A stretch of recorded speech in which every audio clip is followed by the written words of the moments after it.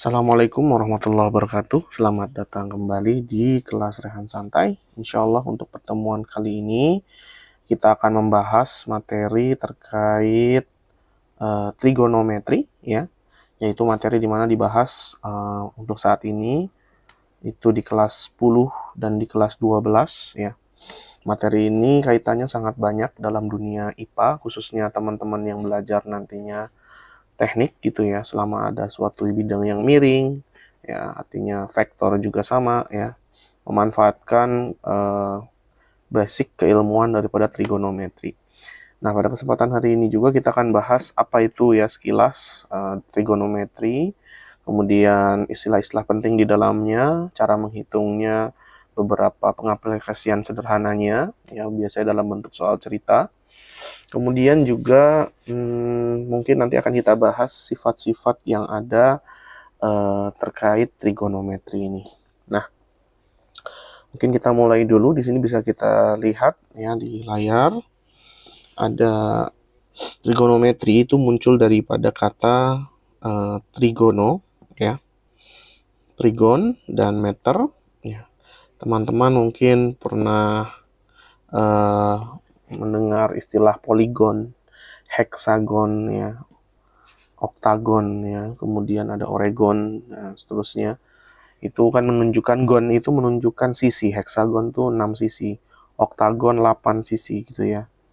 Nah, trigon itu juga sama ya, gonnya di situ sisi, trinya itu adalah 3. Berarti kita akan bahas sesuatu yang berkaitan dengan segitiga atau ada 3 sisi. Nah, meter itu ya, seperti halnya kita ketahui merupakan panjang. Ya, kita akan bahas panjang-panjang yang berada dalam segitiga ya. Lebih tepatnya sebenarnya kalau untuk trigonometri ini perbandingan panjang antara sisi-sisi yang ada dalam segitiga. Nah, untuk lebih spesifiknya kita akan bahas trigonometri yang paling umum, paling sederhana adalah segitiga siku-siku atau right angle triangle ya. Jadi dia segitiganya siku-siku, saya buatkan di sini segitiga siku-siku. Dan salah satunya kita punya sudut ya, katakanlah sudut ya. Di sini ada sudut siku-siku, kemudian ada sudut, biasanya saya tulis V ya, atau boleh juga yang sudut atasnya alfa, yaitu sifatnya hanya sekedar perspektif saja ya, penyimbolan. Dalam trigonometri ya kita punya kalau untuk kasus ini misalkan saya hapus dulu salah satu sudutnya, kita hanya jadi menggunakan satu sudut saja, katakanlah V. Kita akan membandingkan suatu sudut ya, atau menamakan suatu sisi itu berdasarkan sudutnya ya. Kalau diperhatikan di sini, kita punya sudut V, ketika dia ada di depannya, kita sebut dia sebagai sisi depan ya, artinya sisi depan daripada sudutnya. Kemudian dari sisi, kalau di depannya adalah sisi siku-siku ya, atau bentuknya miring, itu yang kita sebut sisi miring ya. Kemudian sampingnya di bagian sudut ya, ini kan sampingnya sudut, itu kita sebut sebagai sisi samping ya. Sehingga kalau dalam singkatannya ya, saya biasa disingkat itu adalah ini untuk V. Sisi depan kita tulis dengan D ya, mewakili depan. Sisi miring kita tulis Mi, kemudian sisi samping kita wakili dengan Sa. Nah, dalam hal ini ada 3 basic terms atau 3 terminologi istilah khusus yang kita gunakan. Yang pertama adalah sin ya, sin. Sin dari apa? Karena tadi saya sampaikan penting kita menunjukkan suatu sisi berdasarkan sudutnya. Dalam hal ini kita punya sin V ya. Sin V merupakan perbandingan antara sisi depan per sisi miring. Ya, artinya kalau disingkat saya tulis demi ya. Ini yang pertama. Kemudian yang kedua, saya punya istilahnya kosinus ya, atau disingkat cos. Kosinus itu adalah sisi samping dibagi dengan sisi miring. Nah, sisi miring atau disingkat sami ya. Dan yang ketiga adalah tan. Nah, tan V ini adalah sisi samping, sisi depan dibagi dengan sisi samping, ya, atau dikenal dengan desa. Nah, keunikan yang tan ini merupakan ada kaitannya dengan sin dan cos, ya. Di sini saya tambahkan tan itu sama saja dengan sin V dibagi juga dengan cos V. Kenapa kok bisa, ya? Tan V bisa seperti ini, karena kalau kita jabarkan, kita punya depan per miring, ya, demi, kita bagi dengan sami, ya. Di sini sama-sama dibagi mi di bawahnya, maka bisa kita coret sehingga tersisa desa, ya, sesuai dengan yang kita definisikan di awal, ya. Nah, kenapa kita buat seperti ini? Kadang ada beberapa kasus, ya, di mana kita bisa memanfaatkan perhitungan secara praktis, ya. Ini diadakan juga salah satunya memudahkan kita dalam menghitung beberapa hal. Nah, jadi ini 3 terminologi, ya, 3 terminologi saya tulis di sini, atau 3 istilah, ya, istilah dalam trigonometri, ya. Apakah hanya ini saja? Sebenarnya masih ada beberapa hal lagi, ya, yaitu kebalikan sin, kebalikan atau sepersin, balikan cos sepercos, dan juga ada sepertan, ya. Tapi ini 3 basic yang bisa kita ingat-ingat sebagai modal awal kita, oke. Nah, selanjutnya mungkin kita bahas terlebih dahulu 3 terminologi turunannya, ya, dari sin dan cos, ya. 3 istilah lainnya istilah tambahan yang sifatnya turunan, ya. Pertama adalah jika saya punya 1 per sin V, ya. Dia punya definisi khusus, ya, yaitu disebut dengan kosekan, atau tulis singkatnya kosek V, ya, atau CSC V, ya, kosek V. Ini secara mudah ingatnya adalah ketika kita lihat huruf ketiganya, huruf ketiganya di sini adalah huruf S, ya, menandakan dia adalah sin. Nah, kosek itu apa? Ya, karena kita tahu sepersin itu adalah kosek, berarti kan kebalikan dari sin.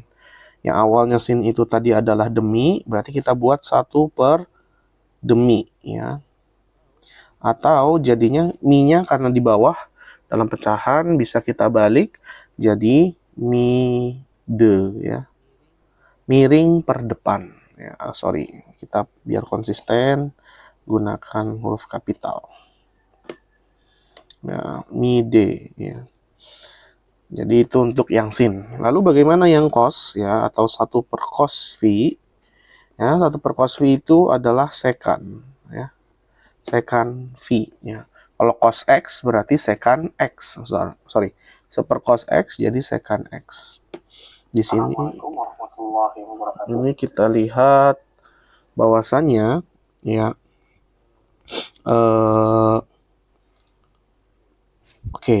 di huruf ketiganya di sini adalah huruf C, ya, maka C di sini cos, ya. Jadi sekan itu melambangkan sebab cos, atau disingkat lagi jadi sek aja saja. Sek V dia adalah 1 per sami. Kalau dibalik jadi misa, ya. Seperti itu, miring per samping.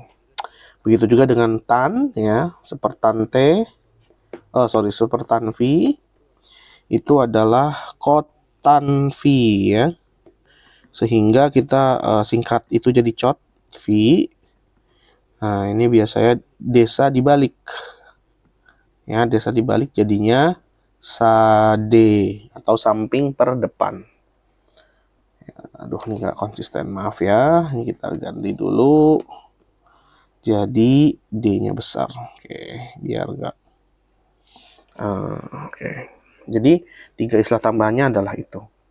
Nah, sebagai contoh, ya, kita misalkan punya segitiga. Maksudnya gimana sih pengaplikasian dalam perhitungan sederhananya? Ya, contohnya Saya buat di sini dengan warna biru misalkan. Contoh, kita punya segitiga ya. Katakanlah sudutnya X. Ya, saya tahu sisi miringnya itu adalah 20. Sementara saya punya katakanlah sudutnya di depan sudutnya itu, maaf ya, itu adalah X ya.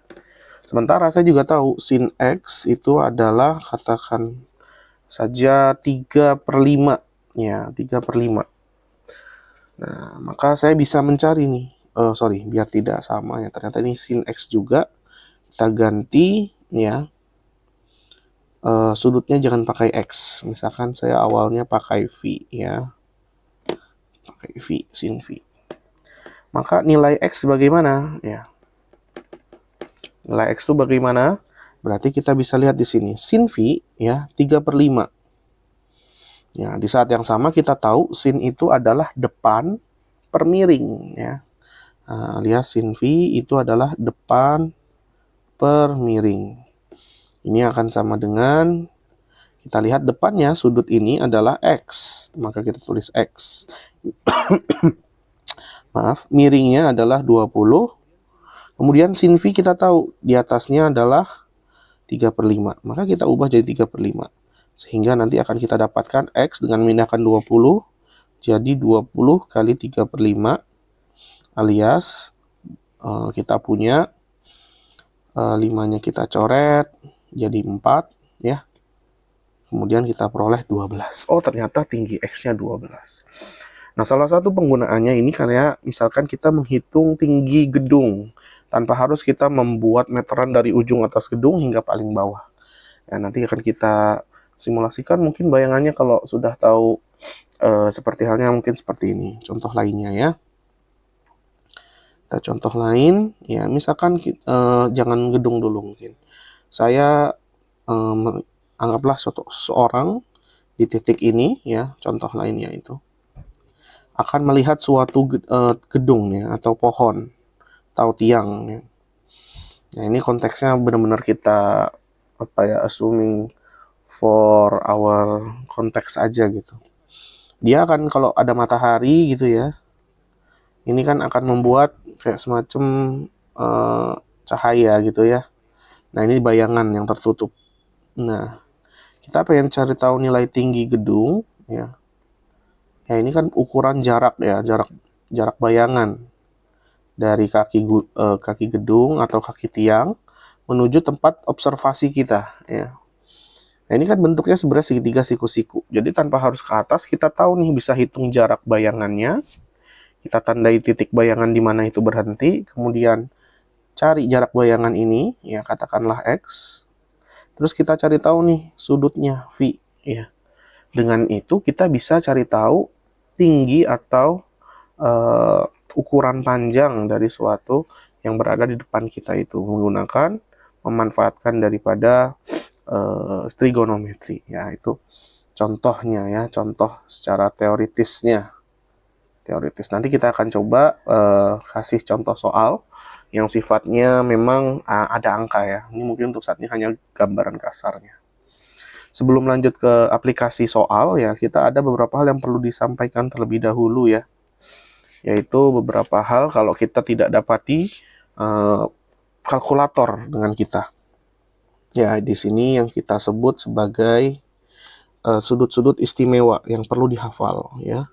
Sudut-sudut istimewa.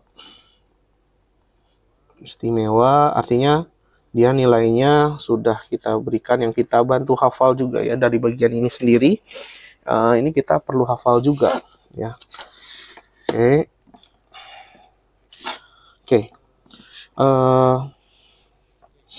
Oke. Kita punya sin, kemudian ada cos, kemudian ada tan ya. Ini tabel yang biasanya digunakan untuk memudahkan kita dalam mendefinisikan sudut istimewa ya. Ini mohon maaf, mungkin nggak rapi-rapi sekali. 0 derajat, ada 30 derajat, kemudian ada 45 derajat, 60 derajat, dan terakhir ada 90 derajat. Ya, ini untuk sudut istimewa yang berada di kuadran 1 sebenarnya. Nanti kita akan bahas apa itu kuadran juga. Ya. Jadi untuk bacanya di sini sin 0 ya, berarti sin ketemu 0 berarti jadi sin 0 itu sama dengan 0 ya. Ini sifatnya nilainya dihafal. Kita bisa hitung ya dengan perbandingan, cuma karena angkanya sederhana,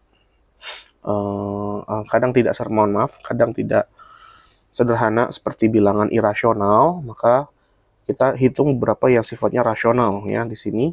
Meskipun ada juga yang tidak rasional, tapi lebih mudah dihafal ya. Sin 30 itu adalah setengah. 45 setengah akar 2 ya. Ini setengah akar 3 ya. Dan ini adalah 1 ya. Beberapa orang bilang ini setengah akar 4 ya. Ya, ada yang bilang seperti itu. Ya, jadi ini kembali ke hafalan saja sifatnya. Jadi yang 0 setengah akar 0 ya, jadinya bisa dihafal seperti itu. Sementara untuk cos itu dibalik ya. Kalau kita nulis 0 setengah akar 2, setengah akar 3, 1 itu dari sebelah kiri, maka sekarang kita tulis cos dari sebelah kanan. Berarti 0 setengah akar 2, setengah akar 3, setengah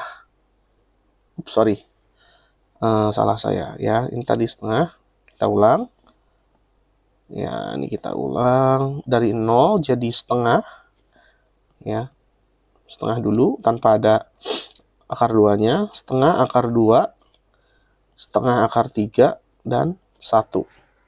Nah, untuk tannya kita tadi tahu tan itu adalah sin per cos, maka kita lihat 0 per 1 di sini, untuk tan 0 adalah 0. Kemudian 30 itu adalah setengah dibagi setengah akar 3 adalah seper akar 3. Atau kalau dirasionalisasikan, beberapa dia nulis sepertiga akar 3. Selanjutnya ada setengah akar 2 bagi setengah akar 2, 1. Setengah akar 3 dibagi setengah adalah akar 3. Seper 0, nah ini kan tidak terdefinisi. Maka kita anggap sebagai tidak terdefinisi ya. Seperti itu. Jadi itu sudut-sudut istimewa yang basic kita hafal untuk trigonometri. Nah, tadi sempat saya singgung ini ada kuadran ya, karena sudut itu ternyata tidak berhenti di 90 derajat ya. Kalau dibantu dengan gambar, saya punya lingkaran ya. Nah, ini kan 300, totalnya satu lingkaran ya, 360 derajat. Nah, ada kaitannya ya, yaitu daerah lingkaran ini akan kita bagi jadi 4 bagian ya. Di sini ya ada sisi yang bagian mulai dari 0 ya, atau 360 derajat setelah satu putaran hingga 90 derajat ya. Ini yang kita kenal sebagai kuadran 1. Sedangkan 90 sampai seterusnya 90 lagi 180 derajat merupakan kuadran 2.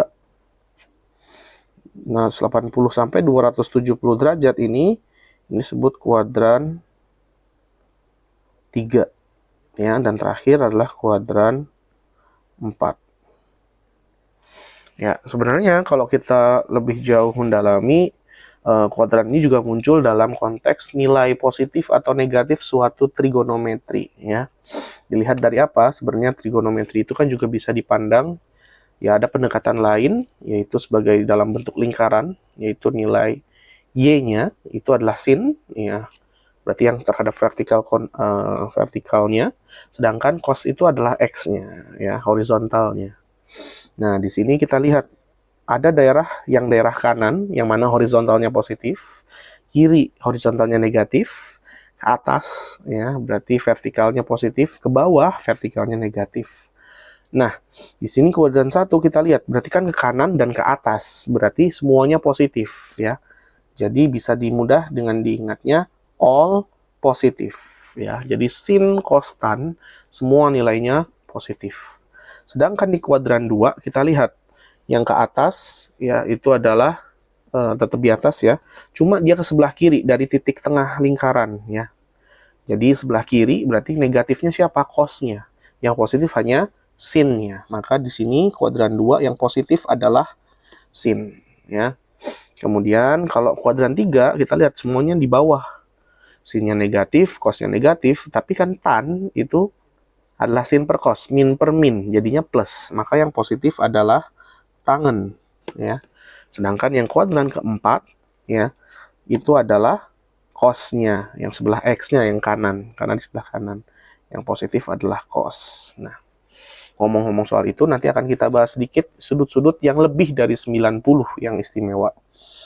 Nah, kita perhatikan di sini, ketika dari 0 ke sudut istimewa yang pertama ada 30, kemudian 45, kemudian 60, dan jadi 90. Maka sudut istimewa yang lain juga mengikuti pola yang sama, ya. Dari 90 ke sudut berikutnya, kita lihat sebelumnya adalah selisihnya adalah 30, ya, selisihnya. Sedangkan yang ini 15, ini 15, kemudian 30 lagi. Ngikutin pola itu berarti selisih yang pertama adalah 30, berarti 120, 135, 150, jadi 180. Selanjutnya, dengan kuadran 3, kita punya keunikan adalah sudut istimewa 210, jaraknya 30 dari 180, kemudian 225, kemudian 240, dan jadi 270. Itu untuk kuadran 3. Nah, di kuadran keempat, berarti dari 270 jadi 300, kemudian 315, 330, ke 360. Nah, kita punya nih sudut-sudut istimewa baru yang berada di atas 90 derajat. Yaitu di kuadran 2, kuadran 3, dan kuadran 4. Nah, terus bagaimana nih cara ngitungnya? Nah, cara ngitungnya di sini sebenarnya ada beberapa metode, ya. Nah, di beberapa video yang ada di YouTube pun juga dijelaskan dengan cara gambar. Ya, dalam konteks ini saya mendapatkan cara dari tempat saya belajar dulu, ya, dari guru saya. Ya, kita mengaplikasikan beberapa algoritma, step-step, ya. Di sini ada 3 step yang saya buat. 3 step menghitung sudut istimewa. Ya, ini hanya sifatnya membantu saja, ya, tidak dijelaskan sama saya datangnya dari mana, tapi mudahnya insya Allah ini bisa digunakan untuk menghitung dan relatif lebih cepat menurut saya. 3 step menghitung sudut istimewa mana nih? Ya, saya tulisnya agak berantakan. Istimewa di atas 90 derajat. Oke, ya. Oke, kita pertama adalah lihat kuadran, ya. Lihat kuadran berapa. Ini menentukan nilai positif atau negatifnya, ya. Kemudian lihat yang kedua adalah digit pertama dari sudut. Pertama sudut, ya. Ada 2 kemungkinan, yaitu ganjil atau genap. Ya, nanti akan kita kasih tahu efek ganjil itu apa, genap itu apa. Dan yang terakhir, jumlahkan, ya. Karena ini biasanya di atas 90 ratusan, maka jumlahkan ada 3 digit berarti, ya. Digit 1 dengan digit 2, ya. Sedangkan digit 3 ditulis ulang. 3 ditulis ulang. Nah, ini mungkin agak membingungkan. Mungkin kalau mau di fast forward, boleh, ya. Oke, kita ambil contoh langsung saja secara prakteknya. Saya ingin mencari tahu nilai daripada sin 135 derajat. Kemudian ada cos 240 derajat. Misalkan ada lagi cos 300, ya. Atau sin 315 dan tan 225 misalkan. Ya, 225 derajat. Ini masing-masing berapa sih dihitungnya? Nah, ini memerlukan, ya, pengetahuan kita dari hafalan tadi, sudut istimewa yang awal 0 sampai 90. Kemudian mohon maaf. Kemudian juga step-step yang saya berikan tadi. Sekarang kalau kita perhatikan di sini, step pertama untuk mencari sin, 135 ini ada di kuadran mana? Perhatikan 135 derajat ini ya, itu berada di kuadran 2 atau K2, saya singkat saja. Kalau di K2 yang positif siapa? Sin. Karena soalnya sin, kita berikan tanda positif ya. Atau dilingkarin. Kadang kalau positif tidak ditulis pun nggak masalah. Tapi untuk konteks ini nggak masalah, sebagai contoh saja. Kemudian step kedua, ya ini step satunya sudah selesai. Karena positif negatif ya, kita udah dapat. Yang kedua kita lihat, dia digitnya adalah 1, di mana adalah ganjil. Nah, kalau ganjil, maka dia berubah sin menjadi cos ya. Jika ganjil, maka sin berubah jadi cos. Maaf.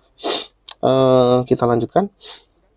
Sedangkan kalau cos itu akan berubah jadi sin. Kalau tangen itu berubah jadi kotangen dan sebaliknya berlaku. Berarti kotangen jadinya tangen. Nah, karena di sini soalnya adalah sin, berubah jadi cos ya. Ya, jadi karena dia ganjil, dia berubah jadi cos, dan kita aplikasikan step ketiganya ya. Yaitu kita cek 1 tambah 3 di sini adalah 4. Kemudian yang sedikit ketiga ditulis ulang 5. Maka kita tahu sin 135 itu adalah sama dengan cos 45 positif, yaitu setengah akar 2. Ya, ini jawabannya. Kita akan coba lagi untuk yang soal nomor 2-nya. Ya, yang cos 240. Kita lihat ini kuadran berapa? Ternyata kuadran 3. Yang positif siapa? Ya, kalau kita lihat yang positif adalah tangen ya. Berarti yang kalau dia cos, kita punya tandanya adalah negatif. Ya, kita punya dia negatif. Kemudian kita lihat ini ganjil apa genap. Kalau genap, nah kalau genap itu tetap ya. Jika genap maka tetap. Yang awalnya cos tetap jadi cos. Nah, kemudian sudutnya kita aplikasikan step ketiga, yaitu 2 tambah 4 adalah 6. 60 derajat jadinya kita punya cos 60 adalah setengah. Tapi karena ada minus ya, jangan lupa minus setengah ya. Simple as that. Seperti itu ya. Kemudian kita punya ya cos 300. Kita percepat saja. Ini adalah kuadran 4, di mana yang positif adalah cos, berarti ini positif. Karena ganjil berubah ya, jadi cos jadi sin. 3 tambah 0 adalah 3, 0-nya diulang lagi karena digit ketiganya 0, sin 30 adalah setengah. Berarti cos 300 itu setengah. Sin 315 kita punya, dia pasti negatif karena kuadran 2 yang positif ya sinnya. Sementara ganjil berubah jadi cos ya, dari sin berubah jadi cos karena ganjil ya. Kemudian sudutnya adalah 3 tambah 1 4 ya. 3 tambah 1 4, tambahin belakangnya 5 derajat. Cos 45 adalah setengah akar 2, karena ada negatifnya kasih tanda negatif. Maka kita dapatkan demikian. Sedangkan untuk tan 225 ya, tan 225 kita lihat di sini adalah kuadran 3. Nah, tan positif berarti kasih nilai positif. Di sini ada digitnya 2. Digit pertamanya, sehingga kita tahu dia genap. Kalau genap berarti tan tetap tan ya.